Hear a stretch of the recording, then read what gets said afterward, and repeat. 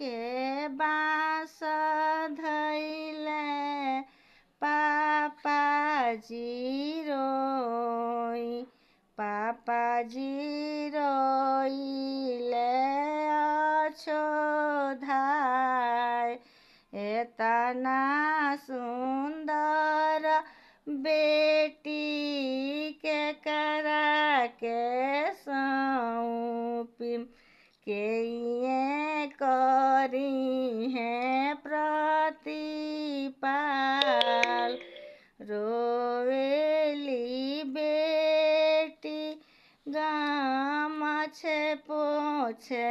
लोरावा पापाजी के देली